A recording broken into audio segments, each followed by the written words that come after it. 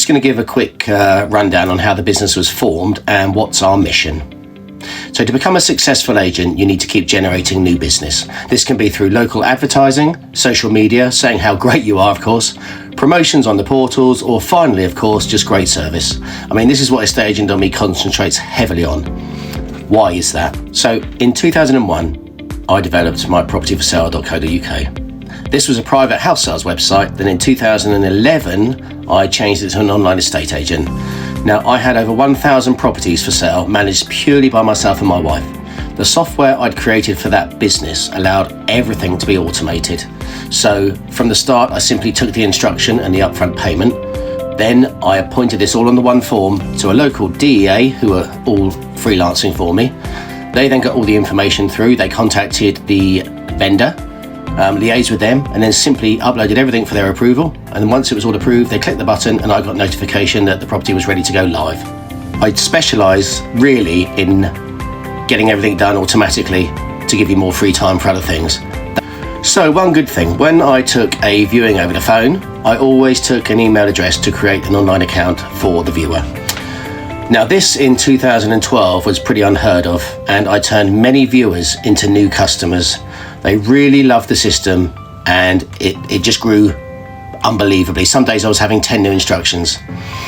After selling my property for sale, I literally focused all of those years on development of creating EstateAgent.me, which is really my property for sale, but on steroids.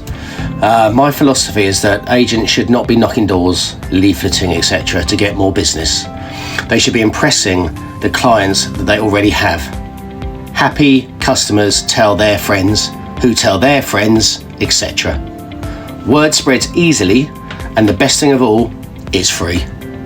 So now I'd like you to have a look at some of the main features of the business that creates more business, as well as making the day-to-day running of an estate agency a heck of a lot easier. I would also like to mention that the site has been created to be so easy to use, and even if the agent or a vendor, etc. would make an error, they can easily edit it. This means, again, that I'm not disturbed constantly with how to do this, how to do that. However, if they do need help, I'm always available. Here we have the agent's dashboard with the calendar and search bar and properties listed down here. So we've got block, rental and for sale. I'm going to go straight into a for sale property that's already been entered. I'm going to click on that link and that's going to take us to the property information. I want to concentrate fully on this part on the accounts, the login accounts for the vendors, landlords, tenants, buyers, etc., even tradespersons. So Glyn Francis, we set up an account for her so she can log in. So this is what her account looks like. So she's selling a property with us, and there is all the information, all the viewings that she's had, offers, feedback, invoices, etc. if required. We've also got the property images, EPC, floor plans and documents, etc. Now you can actually give her permission to upload images herself and also shuffle them around. If any time that happens, you will be notified in the notification center in the agent's admin, letting you know that she's done that, and you can approve or decline. Here we also have EPC, floor plans, and the vendor can also upload documents directly from their account to the agent's admin. Again, you will be notified of any uploading. Once approved, it then automatically puts it into their account. We're going to look at company branding. So all your clients, when they log in from your own website, if you had the login link, will be greeted with your own kind of branding. So if we head to account, company branding, here we can see that's how the email template will look on the right here.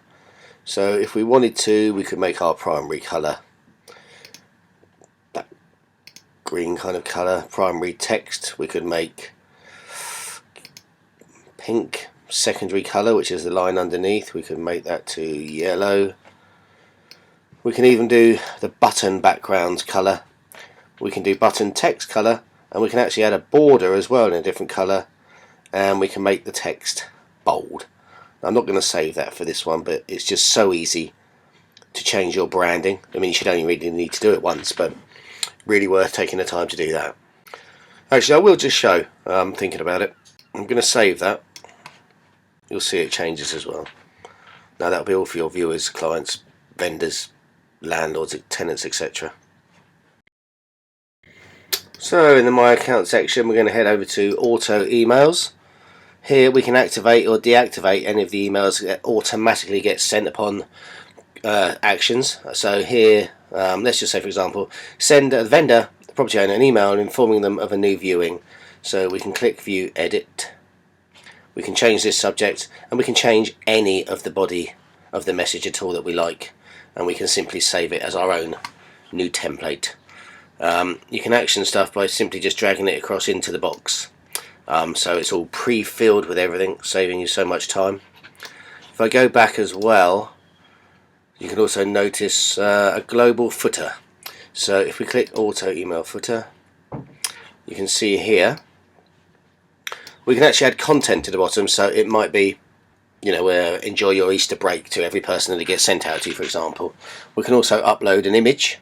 So we can put a banner in there promoting the business.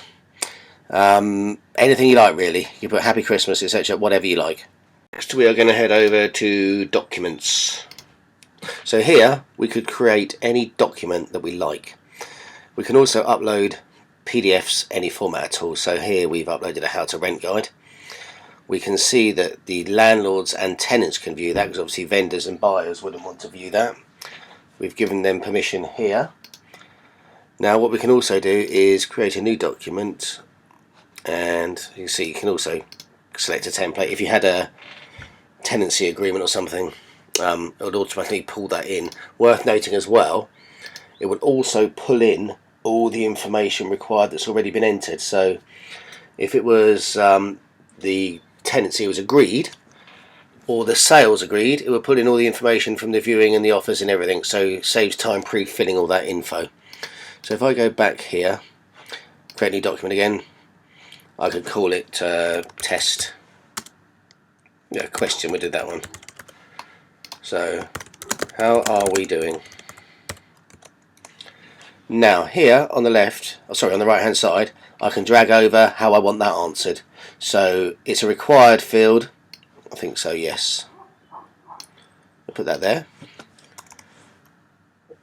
Out of 10. We could say not required. We don't need them to answer that. And finally we could go, would you recommend us? There I can put a checkbox. So if I was to just save that document, and we can see we've got it here, test question, I can just preview that, and that's how it would look and appear. That would be the document appearing in your client's portfolio in their dashboard. So they'll be able to answer that and then send that back to you. Of course, this can also be done with tenancy agreements, and you can also digitally sign the document as we take the date, timestamp and IP address, which makes it legal.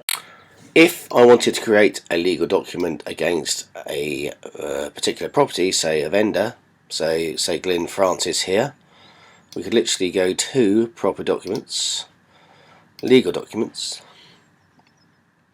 then I can create a new document against that individual property. All works exactly the same as before. I can even just drag in the template if needed. So for example, a sales agreement. Once saved, it's saved against her. So if I actually just save that there a sec for an example, and I save document, I then simply need to go to user permissions and just do it for an editable yes, so she can answer questions and fill out the fields, of course. So save user permissions. I'm then going to log in as Glyn, and then we should see in legal documents, guys, there's our agreement. So I can download, I can view sign, I can download or view sign, and there it is already. So she can select everything, and then once signed, that's locked.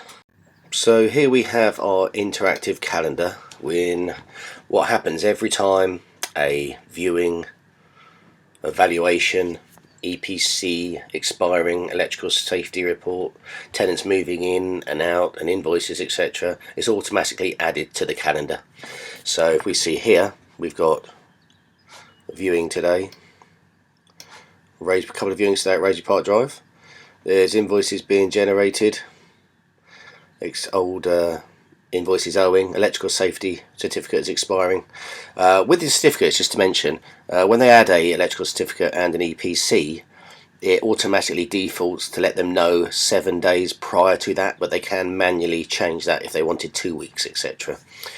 It also has tenants moving out, of course. So what I would do also with the calendar, we can also filter by staff member. Now at the minute I've only got Mark Davidson, but if I had any other staff members added, they will appear there as well, and we can filter all the results for everyone. Can also add a new event, so we could do start time. We do today at 1 o'clock.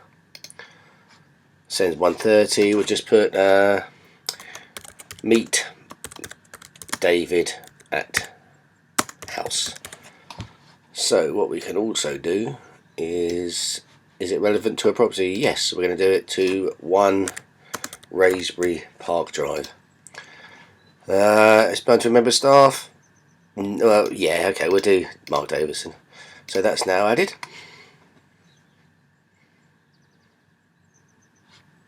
And there we have there,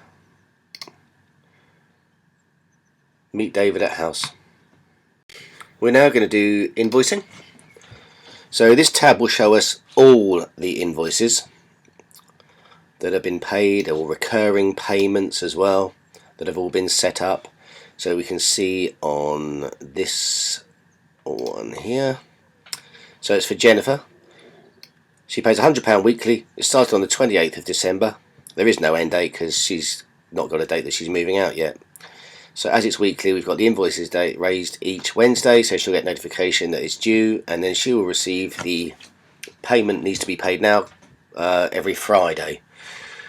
Reference room rent. So this will actually create a invoice every week without the agent having to do nothing. All he has to do is check that it's been paid, and then he can click paid on the calendar. So if I go back to the dashboard as an example, I can see that 27 invoices are overdue.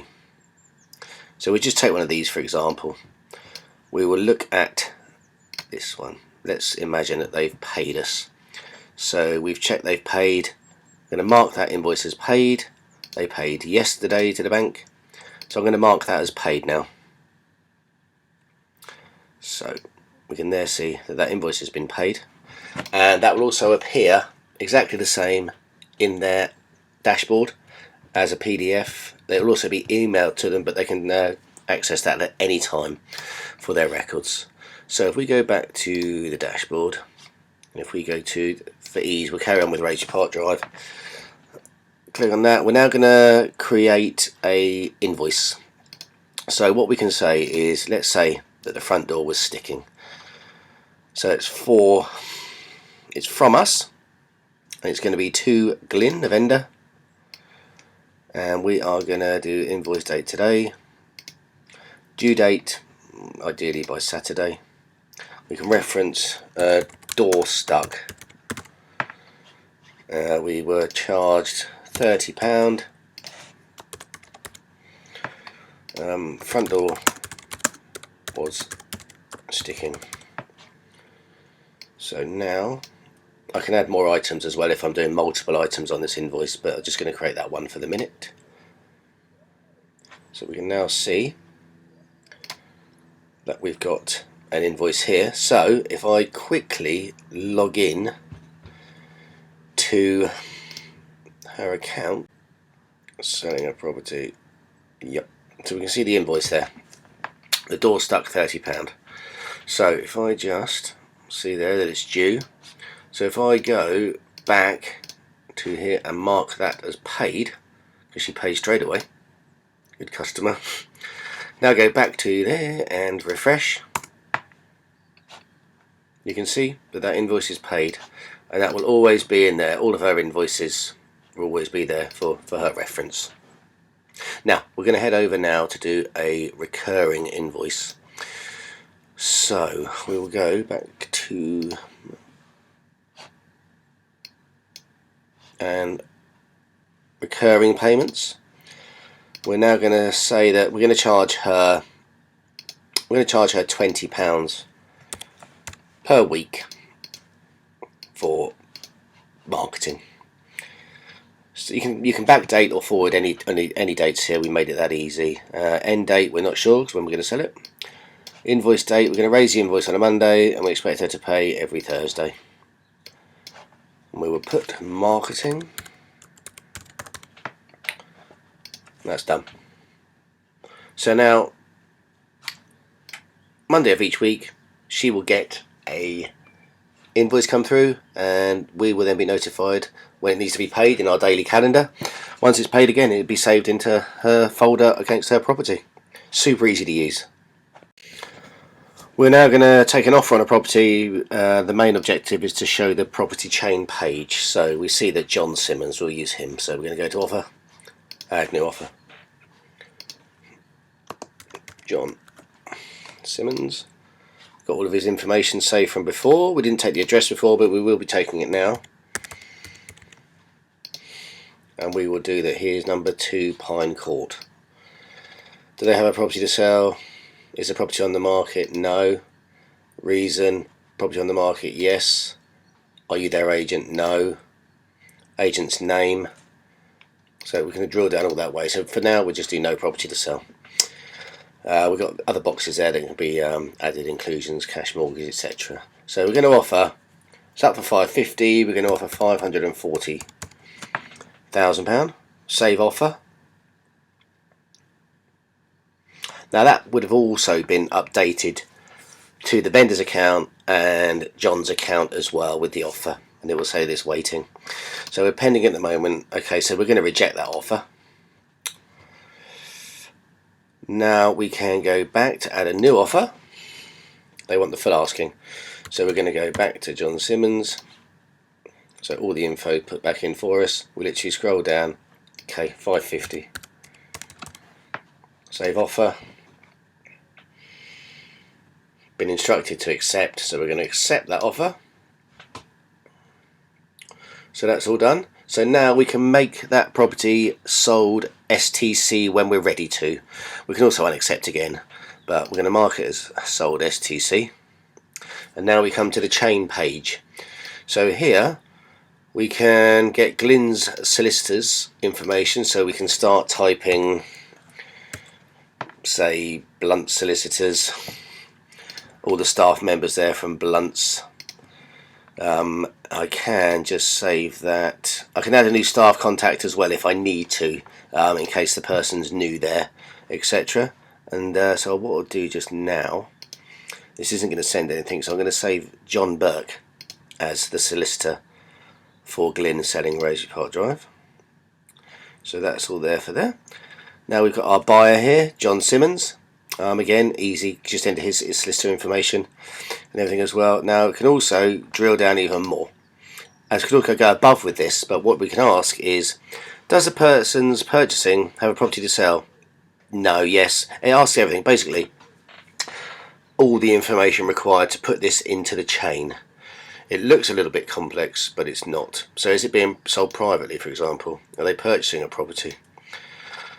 If they have a different address, all the information there. So then really this is for the ease of when another estate agent calls, we have all the information to hand, so we can answer straight away. Also on the chain page, just going back to solicitors, actually we can also just remove the solicitor straight away and add a new one. Memorandum of sale not yet created, so if I click on memorandum of sale, we'll be able to save this as a PDF. So we can also type in this as well, so in case there was any errors or notes that needed to be added. So here we have all of our information: property to be sold, agreed, price agreed, sorry, seller's name and address and their solicitor, buyer's name and address and their solicitors. Of course it's vacant because we didn't enter one, sorry. We can also enter information here, such as how much deposit is required, What did I say? 50,000. Additional notes, mortgage lender, all this information can be added as well. Disclaimer at the bottom. Then we click simply save and download PDF. That's downloaded to our computer. That's it, done. And if I click on that, memorandum of sale as a PDF.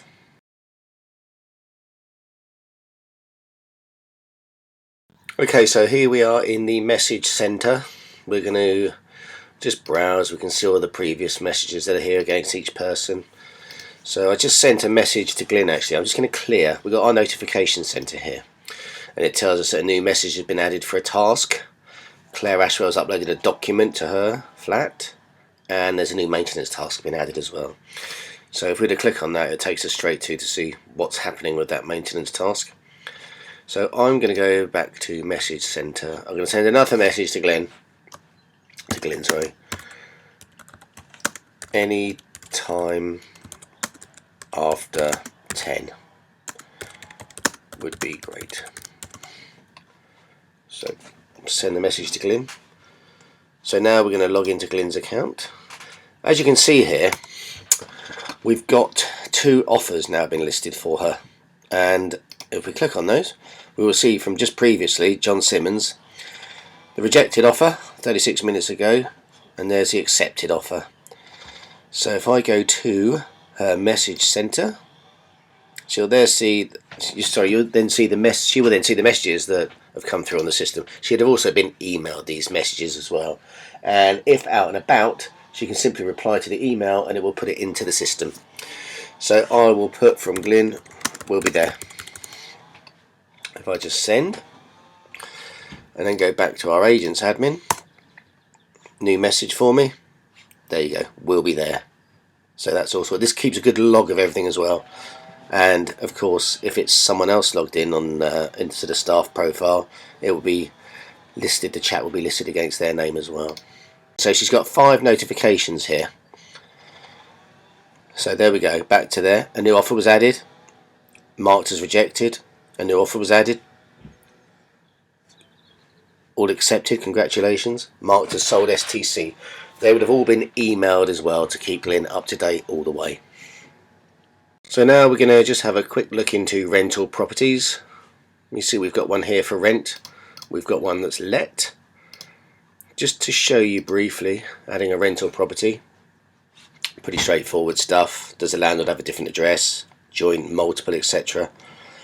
One of the great features here is for HMOs. So if we were to put it's a detached 4-bedder, is the property an HMO?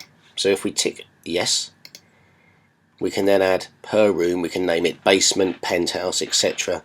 And then on each room we can do the fee, what the rent is, commission, deposit, etc. Same way with that, we can also add a tenant who, you know, if you're adding a multiple properties straight away, you're already obviously going to have sitting tenants already, so we can add them all in. We can also backdate to when they moved in and set up everything easily. Also, obviously, with removing tenants, etc. When a tenancy agreement's coming up, we noted the date, so it will let us know prior that we need to get that ready. So if I go back to the property, so at the moment we have 4 people. It's still set to available. The reason for that is every action is sent to the portal, so if a property goes under offer, sold STC, it automatically updates on Rightmove, Zoopla and on the market. So this could have another room here, so we don't want to list it as let. It will still be for let for that one room. I'm going to log in as Marina Tandil. So if I log in, that's Marina's dashboard. She's renting the property. So here we have her online account. That's her documents, so she can upload more documents if she wanted to easily. That will then notify the agent that she's uploaded, of course. Maintenance tasks can be added by the agent but also by any tenant as well. So if we go to renting and we have the tab maintenance tasks, I'm going to add a new task. We have a tap dripping, main kitchen cold water tap dripping. I'm also going to drag a file in for a picture, and we're going to save the task. So it's not appearing there yet. They'll get a message shortly. Now if we go back to our main agent page, we've got a notification come through. Maria Tendall's added a new maintenance task, so let's have a look. Pending moderation, here we go, tap dripping, view task. This task was created by Marina, so tap dripping. Okay, I'm going to assign it to a business contact actually. I'm going to assign it to Appy Apple Matthew. I'm not going to put a time date in because I don't know yet. Price quoted, not sure yet. We're going to put this to Matthew now. Just approve updates. So here is Matthew's account. So he is listed as a tradesperson for us, so we've just assigned him that job. So if we go new tasks, we will see he's got the tap dripping job new, view task. So I'm going to, if I'm Matthew, I'm going to do this job tomorrow. I'll be around there about 10 o'clock. So that's entered, update schedule time. So that's automatically put it in for the agent to see that he's assigned that when he's going to go and do the job. And I can then just put thank you, probs B £20. We can save that. Also here we have all the current tenants information if he needs to ring, if he can't get access, etc. So we'll simply send. So you can see the conversation all builds on the right with the maintenance task as well. So if we go back to the agent, there's all the information from Matthew about when he's going to go and do it. It's worth noting as well that the tenant can also view this conversation and join in the chat as well if given permission.